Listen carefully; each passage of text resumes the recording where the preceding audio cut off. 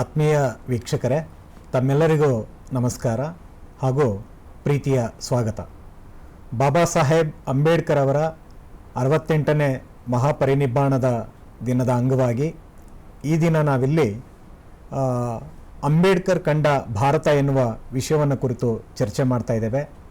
ಈ ಚರ್ಚೆಯಲ್ಲಿ ಹಿರಿಯ ಪ್ರಾಧ್ಯಾಪಕರಾದಂತಹ ಪ್ರೊಫೆಸರ್ ಚಂದ್ರಕಾಂತ್ ಯಾತ್ನೂರ್ ಸರ್ ಅವರು ಗುಲ್ಬರ್ಗಾ ವಿಶ್ವವಿದ್ಯಾಲಯದ ರಾಜ್ಯಶಾಸ್ತ್ರ ಅಧ್ಯಯನ ವಿಭಾಗದಲ್ಲಿ ಪ್ರಾಧ್ಯಾಪಕರಾಗಿ ಹಾಗೆಯೇ ಡಾಕ್ಟರ್ BR ಅಂಬೇಡ್ಕರ್ ಸಂಶೋಧನಾ ಅಧ್ಯಯನ ಕೇಂದ್ರದ ಅಧ್ಯಕ್ಷರಾಗಿ ಕೆಲಸ ಮಾಡ್ತಾ ಇದ್ದಾರೆ.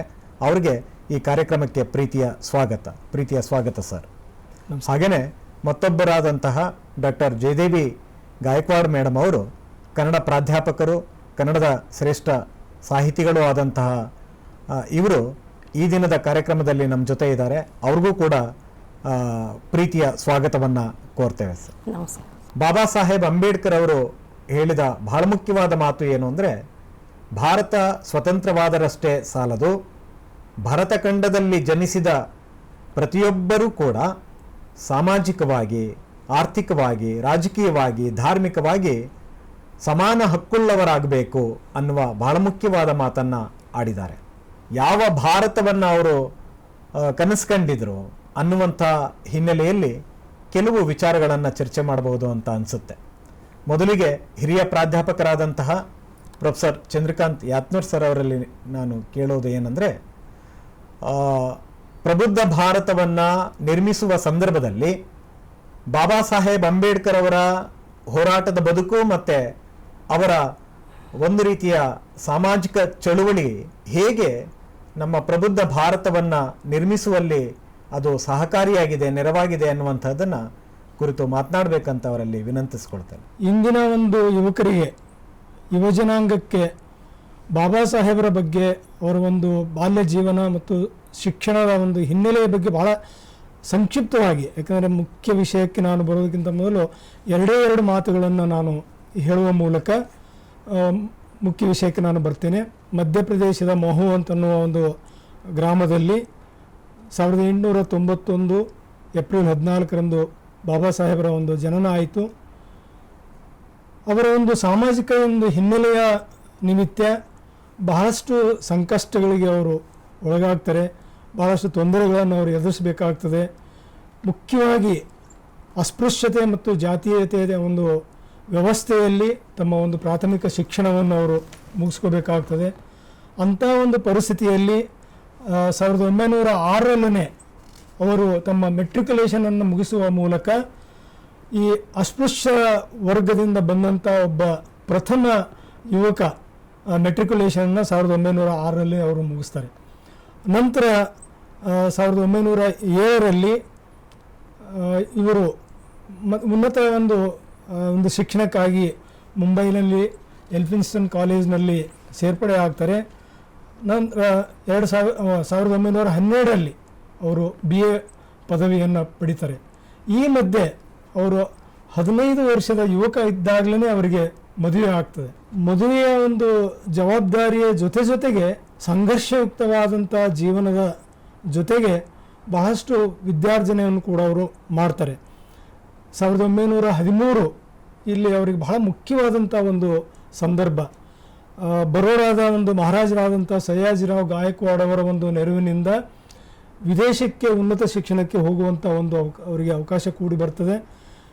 ಇಲ್ಲಿ ವಿಶೇಷವಾಗಿ ಕೊಲಂಬಿಯಾ ವಿಶ್ವವಿದ್ಯಾಲಯದಲ್ಲಿ, ನಂತರ ಅಮೇರಿಕಾದ ಹಲವಾರು ವಿಶ್ವವಿದ್ಯಾಲಯಗಳಲ್ಲಿ ಅವರು ಅಧ್ಯಯನವನ್ನು ಮಾಡಿ ದಲಿತ ವರ್ಗದಿಂದ ಬಂದಂಥ ಒಬ್ಬ ವ್ಯಕ್ತಿ ಅತ್ಯುನ್ನತ ಹುದ್ದೆ ಆದಂಥ ಅಥವಾ ಪದವಿಯಾದಂಥ ಒಂದು PhD ಪದವಿಯನ್ನು ಕೂಡ ಅವರು ಪಡಿತಾರೆ. ಅವರು ಬರೀ ಒಂದು PhD ಪದವಿ ಪಡೆಯೋದಲ್ಲ, ಒಟ್ಟು 3 PhD ಪದವಿಯನ್ನು ಪಡಿತಾರೆ. ಕೊಲಂಬಿಯಾ ವಿಶ್ವವಿದ್ಯಾಲಯದಿಂದ ಅರ್ಥಶಾಸ್ತ್ರದಲ್ಲಿ 2 ಮತ್ತು ಲಾದಲ್ಲಿ ಕೂಡ ಒಂದು PhD ಪದವಿಯನ್ನು ಪಡೆಯುವ ಮೂಲಕ ಒಂದು ಹೆಚ್ಚಿನ ಒಂದು ಪದವಿ ಪಡೆದಂಥ ಒಬ್ಬ ವ್ಯಕ್ತಿ ಆಗ್ತಾರೆ. ಇಷ್ಟೆಲ್ಲ ಒಂದು ಪದವಿಯನ್ನು ಪಡೆದು ಅವರು ಮರಳಿ ಭಾರತಕ್ಕೆ ಬಂದು ತಮ್ಮ ಒಂದು ವೃತ್ತಿ ಜೀವನವನ್ನು ಪ್ರಾರಂಭ ಮಾಡಿದಾಗ ಅಲ್ಲಿಯೂ ಕೂಡ ಅವರಿಗೆ ಜಾತೀಯತೆಯ ಒಂದು ಪಿಡುಗನ್ನು ಕಾಡ್ತದೆ. ಆವಾಗ ಅವರು ದೃಢ ನಿರ್ಧಾರ ಮಾಡ್ತಾರೆ, ಏನು ಅಂತಂತಂದರೆ, ನಾನು ಬರೀ ಒಬ್ಬ ಶಿಕ್ಷಿತನಾದರೆ ಸಾಲದು ಮತ್ತು ನಮ್ಮ ರಾಷ್ಟ್ರಕ್ಕೆ ರಾಜಕೀಯ ಒಂದು ಸ್ವಾತಂತ್ರ್ಯ ಬಂದರೆ ಅಷ್ಟೇ ಸಾಲದು, ನಮ್ಮ ಇಡೀ ಒಂದು ಜನಾಂಗ ಸಾಮಾಜಿಕವಾಗಿ ಮತ್ತು ಆರ್ಥಿಕವಾಗಿ ಅವರು ಸಮಾನತೆಯನ್ನು ಹೊಂದಬೇಕು ಅಂತಂದರೆ ಎಲ್ಲರೂ ಶಿಕ್ಷಣ ಪಡಿಲೇಬೇಕು ಅಂತನ್ನುವ ಒಂದು ದೃಢ ನಿರ್ಧಾರ ಮಾಡಿ ಅವರು ಸತತ ದಿನದ ಒಂದು ಹೆಚ್ಚಿನ ಒಂದು ಅವಧಿಯನ್ನು ಅಧ್ಯಯನ ಮಾಡುವ ಮೂಲಕ ಭವಿಷ್ಯದ ಒಂದು ಭಾರತ ಹೆಂಗೆ ಇರಬೇಕು ಅಂತನ್ನುವ ಒಂದು ಕನಸನ್ನು ಅವರು ಆವಾಗಲೇ ಕಾಣ್ತಾರೆ. ಈ ಹಿನ್ನೆಲೆಯಲ್ಲಿ ಮೇಡಮ್ ಅವರೇ, ಬಾಬಾ ಸಾಹೇಬ್ ಅಂಬೇಡ್ಕರ್ ಅವರು ಭಾರತದ ಮಹಿಳೆಯರ ಸಬಲೀಕರಣಕ್ಕಾಗಿ, ಮಹಿಳಾ ಸ್ವಾತಂತ್ರ್ಯಕ್ಕಾಗಿ, ಮಹಿಳೆಯರ ಸಮಾನತೆ ಮತ್ತು ಅವರ ಶೈಕ್ಷಣಿಕವಾದಂಥ ಪ್ರಗತಿಗಾಗಿ ಏನೆಲ್ಲ ಕೊಡುಗೆಯನ್ನು ನೀಡಿದ್ದಾರೆ ಅನ್ನುವಂಥದ್ದನ್ನು ತಾವು ಮಾತನಾಡಬೇಕಂತ ಕೇಳ್ಕೊತೀನಿ. ಎಲ್ಲರಿಗೂ ಜೈ ಭೀಮ್. ಸರ್, ತುಂಬ ಮೌಲಿಕವಾಗಿರ್ತಕ್ಕಂಥ ಪ್ರಶ್ನೆಯನ್ನು ಈ ಹೊತ್ತಿನಲ್ಲಿ ತಾವು ಕೇಳಿದ್ದೀರಿ. ನನಗೆ ಭಾಳ ಮುಖ್ಯವಾಗಿ ಅನ್ನಿಸ್ತದೆ, ಬಾಬಾ ಸಾಹೇಬ್ ಅಂಬೇಡ್ಕರ್ ಅವರು ಮಹಿಳಾ ವಿಮೋಚಕರು ಅಂತಲೇ ನಾವು ಅವರನ್ನು ಕರಿಬೇಕಾಗ್ತದೆ. ಯಾಕಂತ ಹೇಳಿದರೆ, ಇತಿಹಾಸದ ಪುಟಗಳನ್ನು ನಾವು ತೆಗೆದುಕೊಂಡು ನೋಡಿದ್ದೆ ಆದರೆ ಮಹಿಳೆಯನ್ನು ಬಹಳ ಶೋಷಣೆಗೆ ಒಳಪಡಿಸಿದ್ದರು ಸರ್ ಈ ವ್ಯವಸ್ಥೆ. ಹೀಗಾಗಿ ಬಾಬಾ ಸಾಹೇಬ್ ಅಂಬೇಡ್ಕರ್ ಅವರು ಮೊದಲು ಬುದ್ಧ ಮಹಿಳೆಗೆ ಒಂದು ಧಾರ್ಮಿಕ ಸ್ವಾತಂತ್ರ್ಯವನ್ನು ಕೊಟ್ಟ. ಒಂದು ಭಿಕ್ಷುಣಿ ಅನ್ನುವಂಥ ಸಂಘವನ್ನು ಮಾಡೋದ್ರ ಮೂಲಕ ಅಲ್ಲಿ 500 ಜನ ಭಿಕ್ಷುಣಿಯರನ್ನು ನಾವು ಬುದ್ಧನಲ್ಲಿ ಕಾಣ್ತೇವೆ. ಅದೇ ರೀತಿ 12ನೇ ಶತಮಾನದಲ್ಲಿ ಬಸವಣ್ಣನವರು ಕೂಡ ಅನುಭವ ಮಂಟಪದಲ್ಲಿ 35 ವಚನಕಾರತಿಯರನ್ನು ಕರ್ಕೊಂಡು ಬಹಳ ದೊಡ್ಡ ಅನುಭವ ಮಂಟಪವನ್ನು ಕಟ್ತಾರೆ. ಹೀಗಾಗಿ ನಾವು ಅಲ್ಲಿ ಮಹಿಳಾ ಸಮಾನತೆ ಅನ್ನುವಂಥದ್ದನ್ನು ನಾವು ಕಾಣ್ತೇವೆ. ಆನಂತರ ಸಾವಿತ್ರಿಬಾಯಿ ಪುಲೆ ಅವರು, ಮಹಾತ್ಮ ಜ್ಯೋತಿಬಾ ಪುಲೆ ಅವರು, ಶಾಹು ಮಹಾರಾಜ್ ಅವರು, ನಾಲ್ವಡಿ ಕೃಷ್ಣರಾಜ ಒಡೆಯವರು, ಹೀಗೆ ಅನೇಕ ಸಮಾಜ ಸುಧಾರಕರು ಮಹಿಳೆಯರನ್ನ ಕುರಿತು, ಅವರ ಸುಧಾರಣೆಯನ್ನ ಕುರಿತು ಆಲೋಚನೆಯನ್ನ ಮಾಡಿದರು.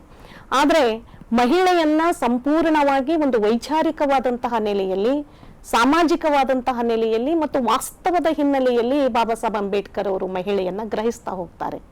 ಮಹಿಳೆಗೆ ಅವಕಾಶವನ್ನ ಕೊಡುವುದರ ಮೂಲಕ, ಅದರಲ್ಲೂ ಕಾನೂನುಗಳ ಮೂಲಕ ಅವಕಾಶವನ್ನ ಕೊಡುವುದರ ಮೂಲಕ ಈ ಸಮಾಜದಲ್ಲಿ ಮಹಿಳೆಯನ್ನ ಒಂದು ಬಲಿಷ್ಠ ವರ್ಗವನ್ನಾಗಿ ಮಾಡಬೇಕು ಅನ್ನುವಂಥದ್ದು ಬಾಬಾ ಸಾಹೇಬ್ ಅಂಬೇಡ್ಕರ್ ಅವರ ಬಹಳ ದೊಡ್ಡ ಕನಸಾಗಿತ್ತು. ಮತ್ತು ಮಹಿಳೆಯರ ಮೇಲೆ ಅವರು ಎಷ್ಟು ಅಭಿಮಾನವನ್ನ ಇಟ್ಕೊಂಡಿದ್ರು ಅಂತ ಹೇಳಿದ್ರೆ, ಕಲಿತಿರ್ತಕ್ಕಂಥ ಮಹಿಳೆ ಅಂದ್ರೆ ಅವಕಾಶಗಳನ್ನ ಪಡ್ಕೊಂಡು ಮುಂದೆ ಹೋಗಿರ್ತಕ್ಕಂಥ ಮಹಿಳೆ ಭಾರತವನ್ನ ಒಂದು ಬಲಿಷ್ಠ ರಾಷ್ಟ್ರವನ್ನಾಗಿ ಮಾಡ್ತಾಳೆ ಅನ್ನುವಂಥ ಒಂದು ಅಭಿಪ್ರಾಯ ಬಾಬಾ ಸಾಹೇಬ್ ಅಂಬೇಡ್ಕರ್ ಅವರಿಗಿತ್ತು. ಅದಕ್ಕಾಗಿ ಅವರು ಒಂದ್ ಕಡೆ ಹೇಳ್ತಾರೆ, ಸರ್, ನಾನು ಮಹಿಳೆಯರ ಸಂಘಟನೆಗಳಲ್ಲಿ ಬಹಳ ನಂಬಿಗಸ್ತ. ಒಂದು ವೇಳೆ ಮಹಿಳೆ ಮನಸ್ಸು ಮಾಡಿದ್ದೇ ಆದರೆ ಈ ದೇಶದ ಸ್ಥಿತಿಗತಿಗಳನ್ನೇ ಬದಲಾಯಿಸಬಲ್ಲಳು ಮತ್ತು ಸಾಮಾಜಿಕ ಪಿಡುಗುಗಳ ನಿವಾರಣೆಯಲ್ಲಿ ಮಹಿಳೆ ಬಹಳ ಪ್ರಮುಖವಾಗಿರ್ತಕ್ಕಂಥ ಕೆಲಸವನ್ನ ನಿರ್ವಹಿಸ್ತಾಳೆ ಅನ್ನುವಂಥ ಮಾತನ್ನು ಕೂಡ ಬಾಬಾ ಸಾಹೇಬ್ ಅಂಬೇಡ್ಕರ್ ಅವರು ಹೇಳ್ತಾರೆ. ಆ ಹಿನ್ನೆಲೆಯಲ್ಲಿ ಮಹಿಳೆಯನ್ನ ಅವರು ಯಾವ ರೀತಿ ಸಬಲೀಕರಣ ಮಾಡ್ತಾರೆ, ಒಂದು ಬಲಿಷ್ಠ ವರ್ಗವನ್ನಾಗಿ ಮಾಡ್ತಾರೆ ಅಂತ ಹೇಳಿದ್ರೆ, ಇತಿಹಾಸದಲ್ಲಿ ಮಹಿಳೆಯರಿಗೆ ಶಿಕ್ಷಣ ಇರಲಿಲ್ಲ ಸರ್. ಅದಕ್ಕಾಗಿ ಬಾಬಾ ಸಾಹೇಬ್ ಅಂಬೇಡ್ಕರ್ ಅವರು ಮಹಿಳೆಯನ್ನ ಮೊದಲು ಶಿಕ್ಷಣವಂತರನ್ನಾಗಿ ಮಾಡಬೇಕು ಅನ್ನುವಂಥ ಕಾರಣಕ್ಕೆ ಸಂವಿಧಾನದಲ್ಲಿ 6ರಿಂದ 14 ವರ್ಷದ ಮಕ್ಕಳಿಗೆ ಉಚಿತ ಮತ್ತು ಕಡ್ಡಾಯ ಅನ್ನುವಂಥ ಶಿಕ್ಷಣದ ವ್ಯವಸ್ಥೆಯನ್ನ ಅವರು ಜಾರಿ ತರ್ತಾರೆ. ಆನಂತರ ನಮ್ಮ ಮಹಿಳೆಯರಿಗೆ ಉದ್ಯೋಗ ಮಾಡುವಂತ ಹಕ್ಕಿರಲಿಲ್ಲ. ಕೇವಲ 4 ಗೋಡೆಗಳ ಮಧ್ಯೆನೆ ಕಟ್ಕೊಂಡು ತಂದೆಯ ಆಶ್ರಯದಲ್ಲಿ, ಗಂಡನ ಆಶ್ರಯದಲ್ಲಿ ಮತ್ತು ಮಕ್ಕಳ ಆಶ್ರಯದಲ್ಲೇ ಇರಬೇಕಾಗಿರ್ತಕ್ಕಂಥ ಒಂದು ಬಹಳ ದೊಡ್ಡ ವ್ಯವಸ್ಥೆ ಹುನ್ನಾರ ಈ ದೇಶದೊಳಗೆ ನಡೆದು ಹೋಗಿತ್ತು. ಆದ್ರೆ ಅದನ್ನ ಬಾಬಾ ಸಾಹೇಬ್ ಅಂಬೇಡ್ಕರ್ ಅವರು ಆ ಸಂಕೋಲೆಗಳನ್ನ ಒಡಿತಾ ಹೋಗ್ತಾರೆ. ಮಹಿಳೆಯನ್ನ ಒಂದು ಬಲಿಷ್ಠ ಆಗ್ಬೇಕು, ಅವಳು ತನ್ನದೇ ಆಗಿರ್ತಕ್ಕಂಥ ಒಂದು ಸ್ವಾಭಿಮಾನದ ಬದುಕನ್ನ ಕಟ್ಕೊಳ್ಬೇಕು, ತನ್ನದೇ ಆಗಿರ್ತಕ್ಕಂಥ ಒಂದು ವ್ಯಕ್ತಿತ್ವವನ್ನ ಕಟ್ಕೊಳ್ಬೇಕು. ಆ ಹಿನ್ನೆಲೆ ಕಾರಣಕ್ಕಾಗಿ ಅವಳಿಗೆ ಮೊದಲು ಉದ್ಯೋಗದ ಹಕ್ಕನ್ನ ನೀಡ್ತಾರೆ. ಅಂದ್ರೆ ಮೊದಲು ನಮ್ಮಲ್ಲಿ ಉದ್ಯೋಗದ ಹಕ್ಕಿರ್ಲಿಲ್ಲ, ಮಹಿಳೆಗೆ ಉದ್ಯೋಗದ ಹಕ್ಕನ್ನ ನೀಡ್ತಾರೆ. ಇವತ್ತು ನೋಡಿ, ನಾವು ಮಹಿಳೆಯರು ಎಷ್ಟು ಉದ್ಯೋಗಗಳನ್ನ ಪಡ್ಕೊಂಡಿದ್ದೇವೆ. ಇವತ್ತು ಮಹಿಳೆ ಒಂದು IAS ಆಫೀಸರ್ ಆಗಿದ್ದಾಳೆ, ಅಥವಾ ಒಂದು ಏನೋ KS ಆಫೀಸರ್ ಆಗಿದ್ದಾಳೆ, ನನ್ನಂತ ಪ್ರಾಧ್ಯಾಪಕಿಯಾಗಿದ್ದಾಳೆ ಅಂತ ಹೇಳಿದ್ರೆ ಅದು ಭಾರತ ಸಂವಿಧಾನದ ಡಾಕ್ಟರ್ ಬಾಬಾ ಸಾಹೇಬ್ ಅಂಬೇಡ್ಕರ್ ಅವರು ಕೊಟ್ಟಿರ್ತಕ್ಕಂಥ ಕಾನೂನಿನಿಂದ. ಆಮೇಲೆ ಮಹಿಳೆಯರಿಗೆ ಓಟಿನ ಹಕ್ಕನ್ನ ಕೊಟ್ರು. ನೋಡಿ, ಮಹಿಳೆಯರಿಗೆ ಓಟಿನ ಹಕ್ಕಿರಲಿಲ್ಲ. ರಾಜಕೀಯದಲ್ಲಿ ಇವತ್ತು ಅನೇಕ ಮಹಿಳೆಯರು ರಾಜಕೀಯದಲ್ಲಿ ಭಾಗವಹಿಸ್ತಾ ಇದ್ದಾರೆ, ಅನೇಕ MLAಗಳಾಗ್ತಾ ಇದ್ದಾರೆ, MP ಗಳಾಗ್ತಾ ಇದ್ದಾರೆ. ಅದಕ್ಕಾಗಿ ಭಾರತದಲ್ಲಿರ್ತಕ್ಕಂಥ ಪ್ರತಿಯೊಬ್ಬ ಮಹಿಳೆಯರಿಗೂ ಕೂಡ ಅವರು ಓಟಿನ ಹಕ್ಕನ್ನ ಕೊಟ್ರು. ಆದ್ರೆ ಸಂವಿಧಾನವನ್ನ ನಾವು ಓದ್ತಾ ಹೋದ್ರೆ ಸಂವಿಧಾನದ 14, 15, 21 ಮತ್ತು 24ನ ಅನುಚ್ಛೇದದ ಪ್ರಕಾರ ಈ ದೇಶದಲ್ಲಿ ಜಾತಿ, ಮತ, ಲಿಂಗ ಮತ್ತು ಹುಟ್ಟಿನ ಆಧಾರದ ಮೇಲೆ ತಾರತಮ್ಯ ಮಾಡತಕ್ಕದಲ್ಲ ಅನ್ನುವುದನ್ನ ಬಾಬಾ ಸಾಹೇಬ್ ಅಂಬೇಡ್ಕರ್ ಅವರು ಹೇಳ್ತಾ ಹೋಗ್ತಾರೆ. ಆಮೇಲೆ ನೋಡಿ ಸರ್, ಮಹಿಳೆಯನ್ನ ಬಾಬಾ ಸಾಹೇಬ್ ಅಂಬೇಡ್ಕರ್ ಅವರು ಎಷ್ಟು ವಾಸ್ತವವಾದಂತ ನೆಲೆಯಲ್ಲಿ ಆಲೋಚನೆ ಮಾಡ್ತಾರೆ ಅಂತ ಹೇಳಿದ್ರೆ, ಇವತ್ತು ನಾವು ಕೂಲಿ ಕಾರ್ಮಿಕರ ಮಹಿಳೆಯರು ದುಡಿತಾ ಇದ್ರೆ ಕೂಲಿ ಕಾರ್ಮಿಕರಿಗೆ ಒಂದು ವೇತನ ಇದೆ ಸರ್. ಆದ್ರೆ ಅದೇ ಸರ್ಕಾರಿ ಕೆಲಸದಲ್ಲಿ ನೌಕರಿ ಮಾಡ್ತಕ್ಕಂಥ ಮಹಿಳೆಯರಿಗೆ ಸಮಾನ ವೇತನಕ್ಕೆ, ಸಮಾನ ಕೆಲಸಕ್ಕೆ ಸಮಾನ ವೇತನ ಇದೆ. ಅಂದ್ರೆ ಇದು ಬಾಬಾ ಸಾಹೇಬ್ ಅಂಬೇಡ್ಕರ್ ಅವರು ಈ ದೇಶಕ್ಕೆ ಮತ್ತು ಮಹಿಳೆಯರಿಗೆ ಕೊಟ್ಟಿರ್ತಕ್ಕಂಥ ಬಹಳ ದೊಡ್ಡ ಕೊಡುಗೆ. ಸಮಾನ ಕೆಲಸಕ್ಕೆ ಸಮಾನ ವೇತನ. ಇವತ್ತು ಮಹಿಳೆ ಎಷ್ಟು ಬೇಕಾದ್ರೂ ಓದಬಹುದು, ಇವತ್ತು ಮಹಿಳೆ ಎಷ್ಟು ಬೇಕಾದ್ರೂ ಬರಿಬಹುದು. ಅದಕ್ಕಾಗಿ ಬಾಬಾ ಸಾಹೇಬ್ ಅಂಬೇಡ್ಕರ್ ಅವರು ಕೊಟ್ಟಿರ್ತಕ್ಕಂಥ ಅವಕಾಶಗಳಿಂದ ಇವತ್ತು ಮಹಿಳೆಯರು ಏನೋ ಒಂದು 4 ಅಕ್ಷರ ಕಲಿತು ಸುಖವಾಗಿ, ಸಂತೋಷವಾಗಿ, ನೆಮ್ಮದಿಯಾಗಿದ್ದೀವಿ ಅಂತ ಹೇಳಿದ್ರೆ ಅದಕ್ಕೆ ಡಾಕ್ಟರ್ ಬಾಬಾ ಸಾಹೇಬ್ ಅಂಬೇಡ್ಕರ್ ಅವರ ಕಾರಣ. ಆಮೇಲೆ ನಾನು ಇನ್ನೊಂದು ಮಾತನ್ನ ನಾನು ಈ ಸಂದರ್ಭದಲ್ಲಿ ಹೇಳಲೇಬೇಕು ಸರ್. ಮಹಿಳೆಯರಿಗೆ ಹಿಂದೂ ಕೋಡ್ ಬಿಲ್ ಅನ್ನುವಂಥದ್ದು ಒಂದು ಸೂರ್ಯನ ಬೆಳಕಿನ ಹಾಗೆ ಇವತ್ತು ಇದೆ. ಹಿಂದೂ ಕೋಡ್ ಬಿಲ್ ಒಂದ್ ವೇಳೆ ಅವತ್ತು ಡಾಕ್ಟರ್ ಬಾಬಾ ಸಾಹೇಬ್ ಅಂಬೇಡ್ಕರ್ ಅವರು ಏನಾದ್ರೂ ಜಾರಿಗೆ ತರದೇ ಇದ್ರೆ ಇವತ್ತು ಮಹಿಳೆ ಇಷ್ಟು ದೊಡ್ಡ ಬಲಿಷ್ಠ ವರ್ಗವಾಗಿ ನಿರ್ಮಾಣ ಆಗ್ಲಿಕ್ಕೆ ಸಾಧ್ಯ ಆಗ್ತಾ ಇರಲಿಲ್ಲ. ಅವರು ಹಿಂದೂ ಉತ್ತರಾಧಿಕಾರತ್ವದ ಕಾಯ್ದೆ ಅನ್ನುವಂಥದ್ದು, ಆಮೇಲೆ ಹಿಂದೂ ಕೋಡ್ ಬಿಲ್ ಅನ್ನುವಂಥದ್ದಲ್ಲಿ ಮೊದಲನೇದು ಹಿಂದೂ ಉತ್ತರಾಧಿಕಾರದ ಕೋಡು, ಆಮೇಲೆ ಹಿಂದೂ ಉತ್ತರಾಧಿಕಾರದ, ಆಮೇಲೆ ದತ್ತಕ ಅಂಶ, ಮಹಿಳೆಯರಿಗೆ ದತ್ತು ತೆಗೆದುಕೊಳ್ತಕ್ಕಂಥ ಅವಕಾಶ ಇರಲಿಲ್ಲ ಸರ್ ನಮ್ಮ ದೇಶದಲ್ಲಿ. ಆದ್ರೆ ಇವತ್ತು ಬರೀ ಪುರುಷನೇ ದತ್ತು ತಗೋಬಹುದಾಗಿತ್ತು. ಆದ್ರೆ ಇವತ್ತು ದತ್ತು ತೆಗೆದುಕೊಳ್ಳುವಂತ ಕೆಲಸ ಮಹಿಳೆಗೂ ಇದೆ, ಮತ್ತು ಕೇವಲ ಹೆಣ್ಣು ಮಗುವನ್ನು, ಗಂಡು ಮಗುವನ್ನು ಮಾತ್ರ ದತ್ತಕ ತೆಗೆದುಕೊಳ್ಬಹುದಾಗಿತ್ತು ನಮ್ಮ ದೇಶದ ವ್ಯವಸ್ಥೆಯಲ್ಲಿ. ಆದ್ರೆ ಹಿಂದೂ ಕೋಡ್ ಬಿಲ್ ಪ್ರಕಾರ ಹೆಣ್ಣು ಮಗುವನ್ನು ಕೂಡ ನಾವು ದತ್ತಕ ತೆಗೆದುಕೊಳ್ಬಹುದು. ಆಮೇಲೆ ನಮ್ಮಲ್ಲಿ ಏನ್ ಪದ್ಧತಿ ಇತ್ತು ಅಂತ ಹೇಳಿದ್ರೆ, ಒಬ್ಬ ಗಂಡ 100 ಜನರನ್ನ ಮದುವೆ ಆಗಬಹುದಿತ್ತು. ಅಂತಹ ಒಂದು ಪದ್ಧತಿಗೆ ಕೊಡಲಿ ಪೆಟ್ಟನ್ನೇ ಹಾಕಿರ್ತಕ್ಕಂಥವ್ರೆ ಬಾಬಾ ಸಾಹೇಬ್ ಅಂಬೇಡ್ಕರ್ ಅವರು. ಏಕಪತ್ನಿತ್ವವನ್ನ ಬಾಬಾ ಸಾಹೇಬ್ ಅಂಬೇಡ್ಕರ್ ಅವರು ಜಾರಿಗೆ ತರ್ತಾರೆ. ಹೀಗಾಗಿ ಮಹಿಳೆಯ ಮೇಲೆ ಇರ್ತಕ್ಕಂಥ ಸಂಪ್ರದಾಯದ ಸಂಕೋಲೆಗಳನ್ನ ಕಿತ್ತೊಗೆದು ಮಹಿಳೆಯನ್ನ ಅವಳಿಗೆ ಅವಳದೇ ಆಗಿರ್ತಕ್ಕಂಥ ಒಂದು ಸ್ವತಂತ್ರ ವ್ಯಕ್ತಿತ್ವವನ್ನ ರೂಪಿಸಿಕೊಳ್ಳಕ್ಕೆ ನೋಡಿ, ಹೆರಿಗೆ ಭತ್ತ ಅನ್ನುವಂಥದ್ದು ಬಹಳ ದೊಡ್ಡ ಕೊಡುಗೆ ಸರ್ ಇವತ್ತು ನಮ್ಮ ಮಹಿಳೆಯರಿಗೆ. ಆದ್ರೆ ಬಾಬಾ ಸಾಹೇಬ್ ಅಂಬೇಡ್ಕರ್ ಅವರು ಇಂತಹ ಸೌಲಭ್ಯಗಳನ್ನ ಕೊಡುವಾಗ ನಾವೆಲ್ಲರೂ ಗಮನಿಸಬೇಕು. ಆ ವರ್ಗದ ಮಹಿಳೆ, ಈ ವರ್ಗದ ಮಹಿಳೆ ಅಂತ ಭೇದ ಭಾವ ಮಾಡ್ಲೇ ಇಲ್ಲ ಬಾಬಾ ಸಾಹೇಬ್ ಅಂಬೇಡ್ಕರ್ ಅವರು. ಮಹಿಳೆ ಅಂದ್ರೆ ಎಲ್ಲ ಶೋಷಣೆಗೆ ಒಳಗಾಗಿರ್ತಕ್ಕಂಥವಳು ಮಹಿಳೆ, ತುಳಿತಕ್ಕೊಳಗಾಗಿರ್ತಕ್ಕಂಥವಳು ಮಹಿಳೆ. ಅವಳು ಮುಂದೆ ಬರಬೇಕು, ಅವಳು ತನ್ನದೇ ಆಗಿರ್ತಕ್ಕಂಥ ವ್ಯಕ್ತಿತ್ವವನ್ನು ಕಟ್ಕೊಳ್ಬೇಕು ಅನ್ನುವಂಥ ಕಾರಣದಿಂದ ಎಲ್ಲರಿಗೂ ಕೂಡ ಸಮಾನ ಅವಕಾಶಗಳನ್ನ, ಸಮಾನ ಕಾನೂನುಗಳನ್ನ ಮಾಡುವುದರ ಮೂಲಕ ಇವತ್ತು ಹೆಣ್ಣನ್ನ ಮುಂಚೂಣಿಗೆ ತಂದಿದ್ದಾರೆ. ಹೀಗಾಗಿ ನಾನು ಈ ದೇಶದ ಮಹಿಳಾ ವಿಮೋಚಕರು ಯಾರಾದರೂ ಇದ್ದಾರೆ ಈ ದೇಶದಲ್ಲಿ ಅಂತ ಹೇಳಿದ್ರೆ ಮೊಟ್ಟ ಮೊದಲು ನಾನು ಡಾಕ್ಟರ್ ಬಾಬಾ ಸಾಹೇಬ್ ಅಂಬೇಡ್ಕರ್ ಅನ್ನುವಂತಹ ಮಾತನ್ನ ಈ ಸಂದರ್ಭದಲ್ಲಿ ನಾನು ಬಹಳ ಹೆಮ್ಮೆಯಿಂದ ಹೇಳ್ತಾ ಇದ್ದೀನಿ ಸರ್. ಮೇಡಮ್, ನೀವು ಇಲ್ಲಿ ಹಿಂದೂ ಕೋಡ್ ಬಿಲ್ ಬಗ್ಗೆ ತಾವು ಪ್ರಸ್ತಾವನೆ ಮಾಡಿದ್ರಿ. ಹೌದು ಸರ್. ಬಾಬಾ ಸಾಹೇಬರು ಸ್ವತಂತ್ರ ಭಾರತದ ಒಂದು ಪ್ರಥಮ ಕಾನೂನು ಮಂತ್ರಿ ಆದ ನಂತರ ಪ್ರಥಮ ಬಾರಿಗೆ ಅವರು ಪ್ರಯತ್ನ ಮಾಡೋದು ಏನು ಅಂತಂದರೆ 1951ರಲ್ಲಿ ಮಹಿಳೆಯರಿಗೆ ಸಮಾನವಾದಂಥ ಅವಕಾಶ ಸಿಗಬೇಕು, ಎಲ್ಲ ಕ್ಷೇತ್ರದಲ್ಲಿ ಸಮಾನವಾದಂಥ ಅವಕಾಶ ಸಿಗಬೇಕು ಅಂತ ಹೇಳಿ ಸಂಸತ್ತಿನಲ್ಲಿ ಹಿಂದೂ ಕೋಡ್ ಬಿಲ್ ಅನ್ನು ಅವರು ಮಂಡನೆ ಮಾಡ್ತಾರೆ.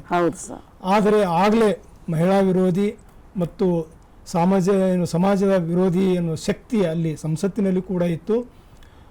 ಅನ್ಫಾರ್ಚುನೇಟ್ಲಿ ಆ ಒಂದು ಮಸೂದೆ ಸಂಸತ್ತಿನಲ್ಲಿ ಜಾರಿಗೆ ಒಪ್ಪಿಗೆ ಪಡೆಯಲ್ಲ. ಆ ಕಾರಣಕ್ಕಾಗಿ ಬಾಬಾ ಸಾಹೇಬರು ತಮ್ಮ ಒಂದು ಮಂತ್ರಿ ಪದವಿಗೆ ಒಂದು ರಾಜೀನಾಮೆ ಕೊಡುವಂಥ ಒಂದು ಸಂದರ್ಭ ಕೂಡ ಬರ್ತದೆ.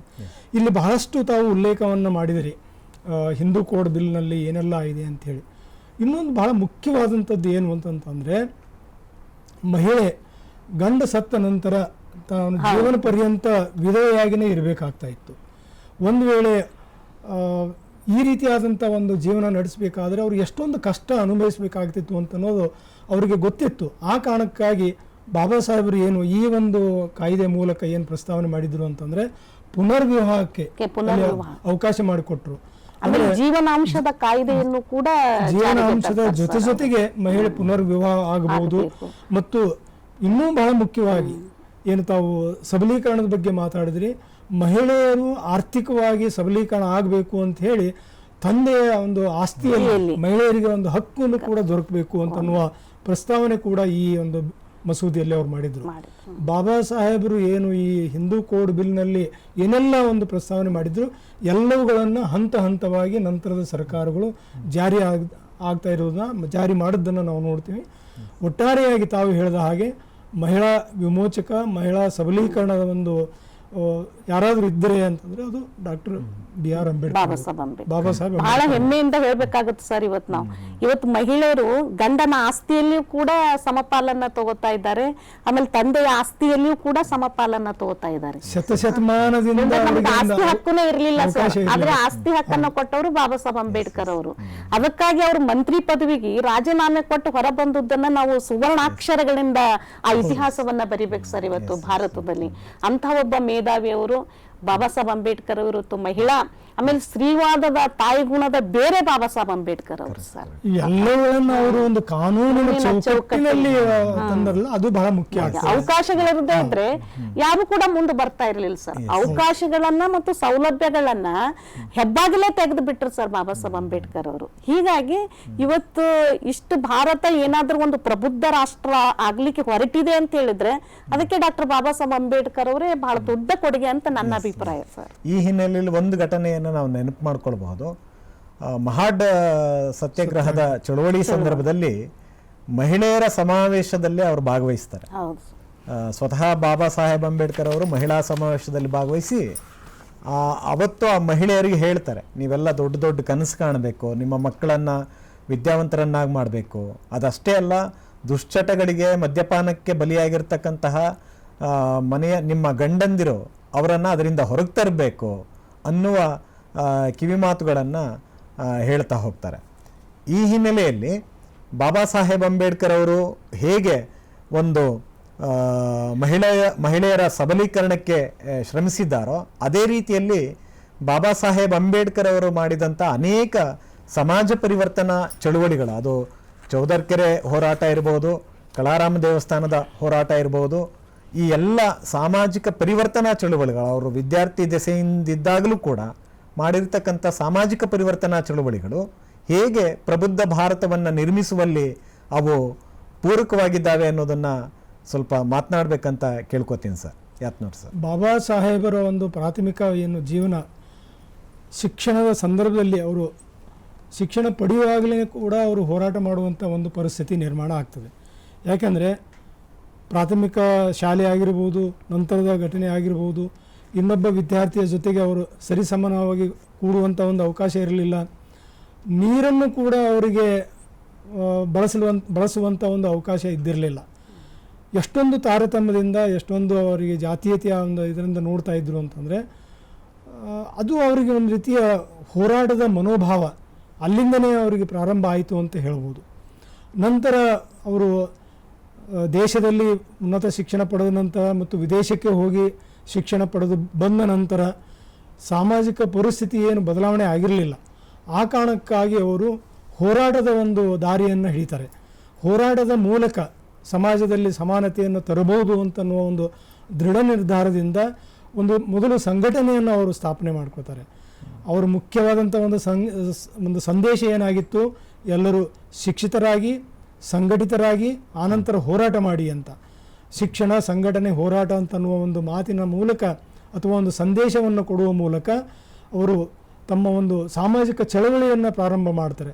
ಮೊದಲನೇದಾಗಿ ನೀವು ಪ್ರಸ್ತಾವನೆ ಮಾಡಿದ ಹಾಗೆ ಚೌದಾರ್ಕೆರೆ ನೀರನ್ನು ನಾನು ಈಗಾಗಲೇ ಹೇಳಿದೆ, ನೀರು ಕುಡಿಲಿಕ್ಕೂ ಕೂಡ ಅಲ್ಲಿ ಅವಕಾಶ ಇರಲಿಲ್ಲ. ಒಂದೇ ಬಾವಿಯಿಂದ ಆಗಿರ್ಬೋದು ಅಥವಾ ಒಂದೇ ಒಂದು ಸ್ಥಳದಿಂದ ನೀರು ಸಮಾನವಾಗಿ ನೀರು ಕುಡಿಲಿಕ್ಕೆ ಅಲ್ಲಿ ಅವಕಾಶ ಇಲ್ಲದಂಥ ಒಂದು ಪರಿಸ್ಥಿತಿಯಲ್ಲಿ ಬಾಬಾ ಸಾಹೇಬರು ಆ ಚೌದಾರ್ಕೆರೆಯ ಒಂದು ಹೋರಾಟದ ಮೂಲಕ ಎಲ್ಲರೂ ದಲಿತ ವರ್ಗದ ಮತ್ತು ಹಿಂದುಳಿದವರು ಅಥವಾ ಅನ್ಯಾಯಕ್ಕೆ ಒಳಗಾದಂಥ ಎಲ್ಲರೂ ಸಮಾನವಾಗಿ ಆ ನೀರನ್ನು ಬಳಸುವಂಥ ಒಂದು ಅವಕಾಶವನ್ನು ಮಾಡಿಕೊಡುವ ಮೂಲಕ ಮೊಟ್ಟ ಮೊದಲಿಗೆ ಅವರು ಒಂದು ಸಂದೇಶವನ್ನು ಕೊಡ್ತಾರೆ. ಜೊತೆಗೆ ಧಾರ್ಮಿಕವಾಗಿ ಮನುಷ್ಯ ಸಾಮಾಜಿಕ ಜೀವಿ ಅಷ್ಟೇ ಅಲ್ಲ, ಒಬ್ಬ ರಾಜಕೀಯ ಜೀವಿ ಮತ್ತು ಧಾರ್ಮಿಕ ಒಂದು ಧರ್ಮದಲ್ಲಿ ಅಥವಾ ಧಾರ್ಮಿಕತೆಯಲ್ಲಿ ನಂಬಿಕೆ ಇಟ್ಟಂಥ ಒಬ್ಬ ವ್ಯಕ್ತಿ ಆದ ಕಾರಣಕ್ಕಾಗಿ ಇಲ್ಲಿ ಒಂದು ಟೆಂಪಲ್ ಅಥವಾ ಮಂದಿರದ ಒಂದು ಏನು ಕಾಳಾರಾಮ್ ಮಂದಿರ ಅಂತೇಳಿ ಕೊಲ್ಲಾಪುರದ ಕಾಳಾರಾಮ್ ಮಂದಿರಕ್ಕೆ ಅವರು ಎಂಟ್ರಿ ಕೊಡುವ ಮೂಲಕ ಅದು ಒಂದು ದೊಡ್ಡ ಒಂದು ಹೋರಾಟ.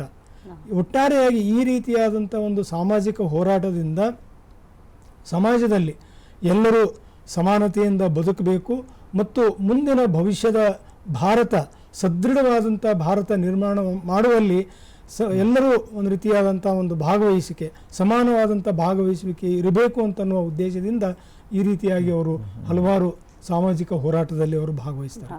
ಬಾಬಾ ಸಾಹೇಬ್ ಅಂಬೇಡ್ಕರ್ ಅವರು ತಮ್ಮ ಮೇಲೆ ಹಲ್ಲೆಯಾದಾಗ ತಮ್ಮನ್ನು ಜಾತಿಯ ಕಾರಣಕ್ಕಾಗಿ ಅವಮಾನಿಸಿದಾಗಲೂ ಕೂಡ ಯಾರ ಬಗೆಗೂ ಅವರು ಮನಸ್ಸಿನಲ್ಲಿ ಪ್ರತಿಕಾರವನ್ನಾಗಲಿ ದ್ವೇಷವನ್ನಾಗಲಿ ಇಟ್ಕೊಳ್ಳೇ ಇಲ್ಲ. ಅವರು ಬಹಳ ದೊಡ್ಡ ಅಹಿಂಸಾವಾದಿ ಯಾಕಾಗಿದ್ರು ಅಂದರೆ ಅವರು ಬುದ್ಧರ ಅನುಯಾಯಿಯಾಗಿದ್ರು ಅಂತ. ಆ ಕಾರಣಕ್ಕಾಗಿ ಬುದ್ಧ ನನ್ನ ಗುರು ಅಂತ ಹೇಳ್ತಾರೆ.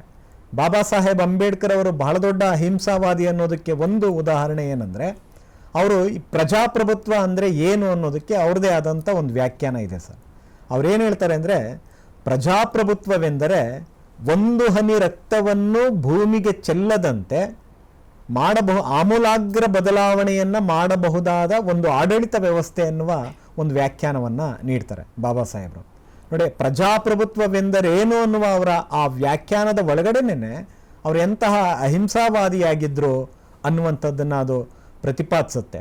ತಾವು ಹೇಳಿದ ಹಾಗೆ ಚೌದರ್ಕೆರೆ ಹೋರಾಟದ ಸಂದರ್ಭದಲ್ಲಿ ಅವ್ರ ಮೇಲೆ ಹಲ್ಲೆ ಆಗುತ್ತೆ. ಅವರ ಅನುಯಾಯಿಗಳೆಲ್ಲ ಬಂದು ಅವ್ರಿಗೆ ಕೇಳ್ತಾರೆ, ನಿಮ್ಮ ಒಪ್ಪಿಗೆ ಬೇಕು, ನಮ್ಮ ಮೇಲೆ ಹಲ್ಲೆ ಮಾಡಿದವ್ರ ಮೇಲೆ ನಾವು ಪ್ರತಿಕಾರ ತೀರಿಸ್ಕೊಳ್ತೀವಿ ಅಂತ. ಆಗ ಬಾಬಾ ಸಾಹೇಬ್ರು ಹೇಳ್ತಾರೆ, ಅದು ತಪ್ಪು, ಹಿಂಸೆಯಿಂದ ಹಿಂಸೆಯನ್ನು ನಾವು ಯಾವತ್ತೂ ಬಗೆಹರಿಸಲಿಕ್ಕಾಗಲ್ಲ, ನಾವೆಲ್ಲ ಬುದ್ಧರ ಅನುಯಾಯಿಗಳು, ಅಹಿಂಸಾವಾದಿಗಳಾಗಿರಬೇಕು ಅನ್ನುವ ಭಾಳ ದೊಡ್ಡ ವಿವೇಕವನ್ನು ಹೇಳ್ತಾರೆ. ಈ ಹಿನ್ನೆಲೆಯಲ್ಲಿ ಮೇಡಮ್ ಅವರೇ, ಬಾಬಾ ಸಾಹೇಬ್ ಅಂಬೇಡ್ಕರ್ ಅವರು ಹೇಗೆ ಅಹಿಂಸಾವಾದಿಯಾಗಿ ಪ್ರಬುದ್ಧ ಭಾರತವನ್ನು ಕಟ್ಟುವ ನಿಟ್ಟಿನಲ್ಲಿ ಅವರು ಆಲೋಚನೆ ಮಾಡ್ತಾ ಇದ್ರು ಅನ್ನುವಂಥದ್ದನ್ನು ತಾವು ಮಾತನಾಡಬೇಕು ಅಂತ ಕೇಳ್ತೀನಿ ಮೇಡಮ್. ಸರ್, ಎಲ್ಲ ದೇಶಗಳಲ್ಲಿ ತಮ್ಮ ಹಕ್ಕುಗಳಿಗಾಗಿ ಹೋರಾಟಕ್ಕಾಗಿ ಚಳುವಳಿಗಳು ನಡೆದಿದ್ದಾವೆ ಸರ್. ಆದರೆ ನಮ್ಮ ದೇಶದಲ್ಲಿ ಬಾಬಾ ಸಾಹೇಬ್ ಅಂಬೇಡ್ಕರ್ ಅವರು ಮೊದಲು ಯಾವುದಕ್ಕಾಗಿ ಹೋರಾಟವನ್ನು ಮಾಡ್ತಾರೆ, ಚಳುವಳಿಯನ್ನು ಮಾಡ್ತಾರೆ ಅಂದರೆ ನಿಸರ್ಗದತ್ತ ಕೊಡ ಮಾಡಿರ್ತಕ್ಕಂಥ ನೀರಿಗಾಗಿ ಸರ್. ನಿಸರ್ಗದತ್ತ ಮಾಡಿರ್ತಕ್ಕಂಥ ಗಾಳಿ, ಬೆಳಕು, ನೀರು ಇವೆಲ್ಲರಿಗೂ ಬೇಕು ಸರ್, ಮೂಲಭೂತ ಹಕ್ಕುಗಳು. ಆದ್ರೆ ಈ ಮೂಲಭೂತ ನಿಸರ್ಗ ಕೊಡ ಮಾಡಿರ್ತಕ್ಕಂಥ ನೀರಿಗಾಗಿ ಕೂಡ ಬಾಬಾ ಸಾಹೇಬ್ ಅಂಬೇಡ್ಕರ್ ಅವರು ತಮ್ಮ ಮೊದಲ ಚಳುವಳಿಯನ್ನ ಕೈಗೊಳ್ಳುತ್ತಾರೆ. ಬಾಬಾ ಸಾಹೇಬ್ ಅಂಬೇಡ್ಕರ್ ಅವರು ಎಷ್ಟು ಅಹಿಂಸಾವಾದಿಗಳಾಗಿದ್ರು ಅಂತ ಹೇಳಿದ್ರೆ ಅಪ್ಪುಗೇರಿ ಸರ್ ಹೇಳಿದ್ರು, ಅವರ ಮೇಲೆ ಬುದ್ಧನ ಪ್ರಭಾವ ಬೀರಿದೆ ಅಂತ. ನಿಜ ಸರ್, ಅಹಿಂಸಾವಾದಿಯಾಗಿರ್ತಕ್ಕಂಥ ಬುದ್ಧನ ಪ್ರಭಾವ ಡಾಕ್ಟರ್ ಬಾಬಾ ಸಾಹೇಬ್ ಅಂಬೇಡ್ಕರ್ ಅವ್ರ ಮೇಲೆ ಖಂಡಿತ ಆಗಿದೆ. ನೀರಿಗಾಗಿ ಹೋರಾಟ ಮಾಡುವಂತಹ ಸಂದರ್ಭದಲ್ಲಿ ಅವತ್ತು ಅನೇಕ ವಿರೋಧಿಗಳು ಬಾಬಾ ಸಾಹೇಬ್ ಅಂಬೇಡ್ಕರ್ ಅವರ ಮೇಲೆ ಹಲ್ಲೆಯನ್ನ ಮಾಡ್ತಾರೆ. ಆದ್ರೆ ಅದಕ್ಕೆ ಪ್ರತಿಯಾಗಿ ಬಾಬಾ ಸಾಹೇಬ್ ಅಂಬೇಡ್ಕರ್ ಅವರು ಯಾವತ್ತೂ ಕೂಡ ಹಿಂಸೆಯನ್ನ ಮಾಡಬೇಕು ಅನ್ನುವಂಥದ್ದನ್ನ ಒಪ್ಕೊಳ್ಳೋದೇ ಇಲ್ಲ ಸರ್. ಅವರು ಕಾನೂನಾತ್ಮಕವಾದಂತಹ ರೀತಿಯಲ್ಲಿ ನಾಸಿಕ್ದ ಕಾಳಾರಾಮ ಮಂದಿರ ಪ್ರವೇಶ ಮಾಡುವಾಗಲೂ ಕೂಡ ಅವರು ಅಹಿಂಸಾತ್ಮಕವಾಗಿಯೇ ಅವರು ಚಳುವಳಿಗಳನ್ನ ಆರಂಭ ಮಾಡ್ತಾರೆ. ಅಂದ್ರೆ ಬಾಬಾ ಸಾಹೇಬ್ ಅಂಬೇಡ್ಕರ್ ಅವರಿಗೆ ಹಿಂಸೆ ಅಂದ್ರೆ, ರಕ್ತ ಅಂದ್ರೆ ಬರ್ತಾ ಇರಲಿಲ್ಲ ಸರ್. ಎಲ್ಲದನ್ನೂ ಕೂಡ ನಾವು ಶಾಂತಿಯುತವಾಗಿ ಬಗೆಹರಿಸ್ಕೊಳ್ಬೇಕು, ಸಮಾಧಾನದಿಂದ ನಾವು ಬಗೆಹರಿಸ್ಕೊಳ್ಬೇಕು ಅನ್ನುವಂಥ ನಿಟ್ಟಿನನ್ನ ಬಾಬಾ ಸಾಹೇಬ್ ಅಂಬೇಡ್ಕರ್ ಅವರು ಹೊಂದಿದ್ರು. ಜೊತೆಗೆ ನನಗೆ ಇನ್ನೊಂದು ಏನ್ ಅನಿಸ್ತದೆ ಅಂತ ಹೇಳಿದ್ರೆ, ಬಾಬಾ ಸಾಹೇಬ್ ಅಂಬೇಡ್ಕರ್ ಅವರು ಅಹಿಂಸಾವಾದಿಗಳಾಗಿದ್ರು ಅನ್ನುವಂತ ಕಾರಣಕ್ಕೆ ಅಪ್ಪಟ ದೇಶಭಕ್ತರಾಗಿದ್ರು ಸರ್. ಅವರು ಬಾಬಾ ಸಾಹೇಬ್ ಅಂಬೇಡ್ಕರ್ ಅವರು ಹೇಳ್ತಾರೆ, ಮೊದಲು ನಾನು ಭಾರತೀಯ, ಈಗನೂ ಭಾರತೀಯ, ಮುಂದನೂ ಕೂಡ ಭಾರತೀಯ. ಈ ಮೂರು ಅಂಶಗಳಿಂದನೇ ನಾವು ಬಾಬಾ ಸಾಹೇಬ್ ಅಂಬೇಡ್ಕರ್ ಅವರು ಈ ದೇಶದಲ್ಲಿ ರಕ್ತದ ಹೊಳೆ ಹರಿಸಬಾರ್ದು. ಅಂದ್ರೆ ಒಂದು ವರ್ಗದ ಜೊತೆ ಇನ್ನೊಂದು ನಾವು ನಮ್ಮನ್ನು ಎಷ್ಟು ವ್ಯವಸ್ಥೆಯಿಂದ ತುಳಿದಿದ್ದಾರೆ ಅಂತ ಹೇಳಿದ್ರೆ ನಾವು ಸೇಡಿನ ಮೂಲಕ ಅದನ್ನ ಬಗೆಹರಿಸಿಕೊಳ್ಳುವಂತಹ ಅದು ಬಾಬಾ ಸಾಹೇಬ್ ಅಂಬೇಡ್ಕರ್ ಅವರಿಗೆ ಇರಲಿಲ್ಲ. ಅದನ್ನ ಶಾಂತಿಯುತವಾಗಿ, ಹಿಂಸಾತ್ಮಕವಾಗಿ ಜನರನ್ನ ಪರಿವರ್ತನೆ ಮಾಡುವುದರ ಮೂಲಕ ಈ ದೇಶದಲ್ಲಿ ಬದಲಾವಣೆ ತರಬೇಕು ಅಂತ ಹೇಳಿದ್ರು. ಆಮೇಲೆ ಅವರು ಪ್ರಜಾಪ್ರಭುತ್ವಕ್ಕೆ ಕೊಟ್ಟಿರ್ತಕ್ಕಂಥ ವ್ಯಾಖ್ಯಾನವೂ ಕೂಡ ತಾವು ಹೇಳಿದ್ರಿ ಸರ್. ರಕ್ತರಹಿತವಾಗಿರ್ತಕ್ಕಂಥ ಸಾಮಾಜಿಕ, ರಾಜಕೀಯವಾಗಿ ಅಭಿವೃದ್ಧಿಯನ್ನ ನಾವು ಕಾಣೋಣ. ಅಂದ್ರೆ ರಕ್ತಪಾತದಿಂದ ಅಲ್ಲ, ರಹಿತವಾಗಿರ್ತಕ್ಕಂಥ ಸಾಮಾಜಿಕ, ಆರ್ಥಿಕವಾಗಿರ್ತಕ್ಕಂಥ ಬದಲಾವಣೆಗಳು ಈ ದೇಶದೊಳಗೆ ನಡೆದಾಗ ಮಾತ್ರ ಪ್ರಜಾಪ್ರಭುತ್ವ ವ್ಯವಸ್ಥೆ ಅತ್ಯಂತ ಯಶಸ್ವಿಯಾಗಿ ಕಾಣುತ್ತದೆ ಅನ್ನುವಂಥ ಮಾತನ್ನು ಕೂಡ ಬಾಬಾ ಸಾಹೇಬ್ ಅಂಬೇಡ್ಕರ್ ಅವರು ಹೇಳ್ತಾರೆ. ಹಾಗಾಗಿ ಅವರು ಅಪ್ಪಟ ಅಹಿಂಸಾವಾದಿಗಳಾಗಿದ್ದರು, ಅಪ್ಪಟ ದೇಶಭಕ್ತರಾಗಿದ್ದರು, ಅಪ್ಪಟ ಬುದ್ಧನ ಅನುಯಾಯಿಗಳಾಗಿದ್ದರು, ಬಸವಣ್ಣನವರ ಅನುಯಾಯಿಗಳಾಗಿದ್ದರು. ಈ ದೇಶವನ್ನ ಒಂದು ಸೌಹಾರ್ದತೆ ಮತ್ತು ಸಾಮರಸ್ಯದ ನೆಲೆಯಲ್ಲಿ ಕಂಡುಕೊಳ್ಳಿಕ್ಕೆ ಅವರು ಇಚ್ಛೆ ಪಡ್ತಾ ಇದ್ದಾರೆ. ಒಂದೊಂದು ಸಣ್ಣ ಒಂದು ಎಡಿಷನ್ ಮೇಡಮ್, ಇಲ್ಲಿ ತಾವು ಹೇಳಿದ ಹಾಗೆ ಮತ್ತು ಅಪ್ಪಗೆರೆ ಅವರು ಕೇಳಿದ ಹಾಗೆ ಬಾಬಾ ಸಾಹೇಬರು ಅಪ್ಪಟ ಅಹಿಂಸಾವಾದಿ ಆಗಿದ್ರು ಅಂತ ಅನ್ಲಿಕ್ಕೆ ಒಂದು ಇಂಗ್ಲಿಷ್ನಲ್ಲಿ ಒಂದು ಹೇಳಿಕೆ, ಸ್ಟೇಟ್ಮೆಂಟ್ ಇದೆ, pen is mightier than sword ಅಂತ. ಅಂದ್ರೆ ಪೆನ್ನಿನ ಮೂಲಕ, ಅಹಿಂಸಾವಾದದ ಮೂಲಕ ಬದಲಾವಣೆಯನ್ನು ಮಾಡಲಿಕ್ಕೆ ಸಾಧ್ಯ ಇದೆ ಅಂತನ್ನುವ ಒಂದು ಮಾತಿನಲ್ಲಿ ಅವರು ಬಲವಾದಂಥ ನಂಬಿಕೆ ಖಡ್ಗಕ್ಕಿಂತಲೂ ಹರಿತವಾಗಿದೆ ಅಂತನ್ನುವ ಮಾತಿನಲ್ಲಿ ಬಹಳ ಅಚಲವಾದಂಥ ನಂಬಿಕೆ ಇಟ್ಟಂಥವ್ರು ಬಾಬಾ ಸಾಹೇಬ್. ಹೀಗಾಗಿ ಅವರೊಬ್ಬ ಅಪ್ಪಟ ಅಹಿಂಸಾವಾದಿ. ಬಾಬಾ ಸಾಹೇಬ್ ಅಂಬೇಡ್ಕರ್ ಅವರು ಹೇಗೆ ಪ್ರಬುದ್ಧ ಭಾರತವನ್ನು ಕಟ್ಟೋದಕ್ಕೆ ಯೋಚನೆ ಮಾಡಿದ್ರು ಅನ್ನೋದಕ್ಕೆ ಭಾಳ ದೊಡ್ಡ ಸಾಕ್ಷಿ ನಮ್ಮ ಮುಂದೆ ಇರೋದು ಅವರು ಬರೆದಂಥ ಭಾರತ ಸಂವಿಧಾನ. ಬಹುಶಃ ಆಧುನಿಕ ಭಾರತವನ್ನು ಪ್ರಬುದ್ಧವಾಗಿ ನಿರ್ಮಿಸುವಲ್ಲಿ 1950 ಜನವರಿ 26ರಲ್ಲಿ ಜಾರಿಗೆ ಬಂದಂಥ ಭಾರತ ಸಂವಿಧಾನ ಅದಕ್ಕೆ ಸಾಕ್ಷಿ ಇದೆ. ಬಾಬಾ ಸಾಹೇಬ್ ಅಂಬೇಡ್ಕರ್ ಅವರು ಭಾಳ ಶ್ರಮಪಟ್ಟು ಬರೆದಂಥ ಭಾರತ ಸಂವಿಧಾನದ ಮೂಲಕ ಆಧುನಿಕ ಭಾರತವನ್ನು ಒಂದು ಸಾಮಾಜಿಕವಾಗಿ, ಶೈಕ್ಷಣಿಕವಾಗಿ, ಆರ್ಥಿಕವಾಗಿ ಅದನ್ನು ಸದೃಢಗೊಳಿಸುವಲ್ಲಿ ಭಾಳ ದೊಡ್ಡ ಪಾತ್ರವನ್ನು ವಹಿಸ್ತಾ ಇದೆ. ಹಾಗೆಯೇ ಬಾಬಾ ಸಾಹೇಬ್ ಅಂಬೇಡ್ಕರ್ ಅವರು 1949 ನವೆಂಬರ್ 25ನೇ ತಾರೀಕು ತಾವು ಬರೆದ ಭಾರತ ಸಂವಿಧಾನವನ್ನು ಕರಡು ರಚನಾ ಸಮಿತಿಗೆ, ಸಂವಿಧಾನ ರಚನಾ ಸಮಿತಿಗೆ ಅದನ್ನು ಸಮರ್ಪಣೆ ಮಾಡುವಾಗ ಒಂದು ಐತಿಹಾಸಿಕವಾದ ಭಾಷಣವನ್ನು ಮಾಡಿದ್ದಾರೆ. ಆ ಭಾಷಣದಲ್ಲಿ ಅವರು ಹೇಳಿರುವ ಬಹಳ ಮುಖ್ಯವಾದ ಮಾತು ಏನು ಅಂದರೆ, ನಾವು ಮುಂದೆ ಒಂದು ವೈರುಧ್ಯದ ಭಾರತವನ್ನು ಪ್ರವೇಶ ಮಾಡಲಿದ್ದೇವೆ. ಈಗಾಗಲೇ ನಾವು ರಾಜಕೀಯ ಸ್ವಾತಂತ್ರ್ಯವನ್ನು ಪಡ್ಕೊಂಡಿದ್ದೇವೆ, ರಾಜಕೀಯ ಸಮಾನತೆಯನ್ನು ಪಡ್ಕೊಂಡಿದ್ದೇವೆ. ಹೇಗೆ ಅಂದರೆ ಒಬ್ಬ ವ್ಯಕ್ತಿಗೆ ಒಂದು ಓಟಿಗೆ ಒಂದು ಮೌಲ್ಯ ಅಂತ. ಹಾಗೆ ನೋಡೋದಾದರೆ ಬಾಬಾ ಸಾಹೇಬ್ ಅಂಬೇಡ್ಕರ್ ಅವರು ಇಡೀ ಭಾರತದ ಪ್ರಜೆಗಳಿಗೆ ಓಟ್ ಹಾಕುವ ಹಕ್ಕನ್ನು ತಂದು ಕೊಟ್ಟರು. ಆ ಕಾರಣಕ್ಕಾಗಿ ಭಾರತದ ಸಮಸ್ತ ನಾಗರಿಕರು ಬಾಬಾ ಸಾಹೇಬರಿಗೆ ಋಣಿಗಳಾಗಿರಬೇಕು. ಹಾಗೆ ಬಾಬಾ ಸಾಹೇಬರು ವೈರುಧ್ಯ ಭಾರತವನ್ನು ಪ್ರವೇಶ ಮಾಡ್ತಾ ಇದ್ದೀವಿ ಅಂತ ಹೇಳ್ತಾ ಈ ರಾಜಕೀಯ ಸಮಾನತೆಯನ್ನು ಸಾಧಿಸಿದ್ದೇವೆ, ಆದರೆ ಸಾಮಾಜಿಕ ಮತ್ತು ಆರ್ಥಿಕ ಅಸಮಾನತೆ ಇನ್ನೂ ಇದೆ. ಇದನ್ನು ಆದಷ್ಟು ಬೇಗ ನಾವು ನಿವಾರಿಸ್ಕೊಳ್ಬೇಕು ಈ ಅಸಮಾನತೆಯನ್ನು. ಆಗ ಮಾತ್ರ ಈ ಸಂವಿಧಾನಕ್ಕೆ ಒಂದು ಅರ್ಥ ಬರುತ್ತೆ ಮತ್ತು ಪ್ರಬುದ್ಧ ಭಾರತವನ್ನು ಕಟ್ಟಲಿಕ್ಕೆ ಸಾಧ್ಯ ಅನ್ನುವ ಒಂದು ದೊಡ್ಡ ಎಚ್ಚರಿಕೆಯ ಮಾತನ್ನು 1949 ನವೆಂಬರ್ 25ರಲ್ಲಿ ಹೇಳಿದ್ದಾರೆ ಸರ್. ಹಾಗೆ ನೋಡೋದಾದರೆ ಭಾರತ ಸಂವಿಧಾನ ಇಡೀ ದೇಶದ ಎಲ್ಲ ಜಾತಿ, ಎಲ್ಲ ಧರ್ಮ, ಎಲ್ಲ ವರ್ಗದವರಿಗೆ ಶೈಕ್ಷಣಿಕ ಹಕ್ಕನ್ನು, ಉದ್ಯೋಗದ ಹಕ್ಕನ್ನು, ರಾಜಕೀಯ ಹಕ್ಕನ್ನು, ಓಟ್ ಹಾಕುವ ಹಕ್ಕನ್ನು ಕಲ್ಪಿಸ್ಕೊಟ್ಟಿದೆ. ಆ ಹಿನ್ನೆಲೆಯಲ್ಲಿ ನನಗನ್ಸೋದು ಭಾರತದ ಸಮಸ್ತ ನಾಗರಿಕರು ಬಾಬಾ ಸಾಹೇಬ್ ಅಂಬೇಡ್ಕರ್ ಅವರು ಬರೆದ ಭಾರತ ಸಂವಿಧಾನದ ಋಣದ ಮಕ್ಕಳು ಅಂತ ನನಗನ್ಸುತ್ತೆ. ಪ್ರೀತಿಯ ವೀಕ್ಷಕರೇ, ಇದುವರೆಗೆ ಮೊದಲನೆಯ ಭಾಗ ಇಲ್ಲಿಗೆ ಮುಕ್ತಾಯಗೊಂಡಿದೆ. ನಂತರದ ಚರ್ಚೆಯನ್ನು ಮುಂದಿನ ವಾರದಲ್ಲಿ ನಾವು ಮುಂದುವರಿಸಲಿದ್ದೇವೆ. ಧನ್ಯವಾದಗಳು.